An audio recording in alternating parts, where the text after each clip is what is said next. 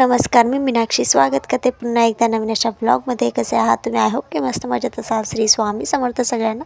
तर इथे बघा आमच्या गावात पहिला पाऊस असा पडला, खूप जोराचा होता आणि सारखा पाऊस चालू आहे. जसा मुंबईकडे चालू असतो ना तसा इकडे मुंबईला जर पाऊस आला तर इकडे आमच्याकडे पाऊस येतं असं म्हटलं जातं.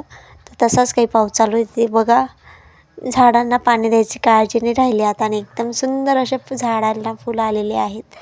तर या शॉर्ट व्हिडिओ पण मी टाकले होते, त्याला पण छान छान कमेंट आले की तुमचे पूजेसाठी कामात येतील म्हणून. तर हो, पूजेसाठी मी कामात येतील, मी काढलेच नाही त्यांना. आणि ही ना बोर होत होतं म्हणून मी अशीच मेहंदी काढत बसले.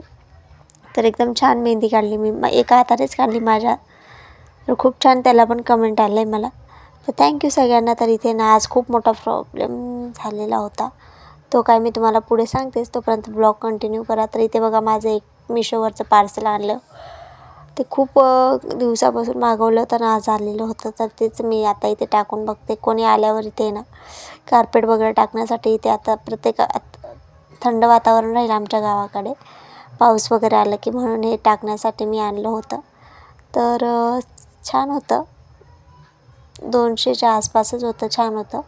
तर इथे बघा मोक्षू लगे त्याच्यावर बसून ट्राय करतो कसं आहे म्हणून.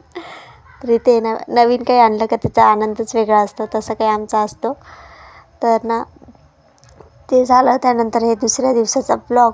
इथे माझं ना खूप दिवसापासून डोकं दुखतं आहे, जवळजवळ 1 ते 1.5 महिन्यापासून माझं डोकं दुखतं आहे. डोळे वगैरे चेक झाले पण डॉक्टरांनी सांगितलं काही नाही, चष्मा वगैरे लावण्याचं काही काम नाही. तरी हे ना हा चष्मा इथे लावलेला आहे ना, तो मी लग्नाआधी माझं डोकं दुखायचं ना त्याचा होता. तर तोच चष्मा मी इथे लावून घेतला. आणि इथे बघा पावसामुळे पूर्ण घरात कपडे झाले आमच्या. इथून तिथून पूर्ण कपडेच कपडे, बाहेर पण कपडे, घरात पण कपडे. आणि आज जे धुतलेले कपडे ते मी बकेटमध्येच ठेवलेले आहेत. तर इथे बघा बाजार होता आज आमच्या गावाचं. तिथे बायका अशा बाजार करून जातात आणि ते बाकीची घाण राहिलेली. आणि ते बघा आज मोठा प्रॉब्लेम सांगितलं ना, तर हाच तो प्रॉब्लेम.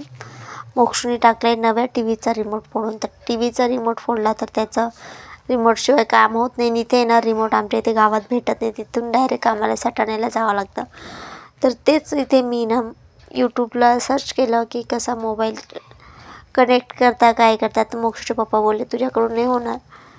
तर म्हटलं नाही होणार, तर ते मी ट्राय करून बघते. आणि असं असतं ना, आपल्याला कोणी बोललं ना नकारार्थी, हे नाही करू शकणार तू, ते नाही करू शकणार, तर तेच करण्याची इच्छा जास्त असते. मग तसंच काही माझं झालं. तर आम्ही ना इथे शेजाऱ्यांकडून रिमोट मागितला, कारण ना त्यांची टी व्ही आणि आमची टी व्ही सेम आहे, पण तो रिमोट काही लागला नाही.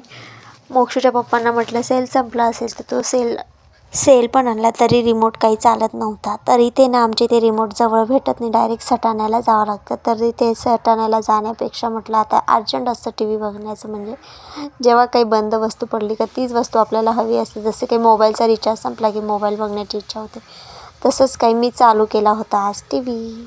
खूप जास्त मेहनत घेतली मी याच्या मागे.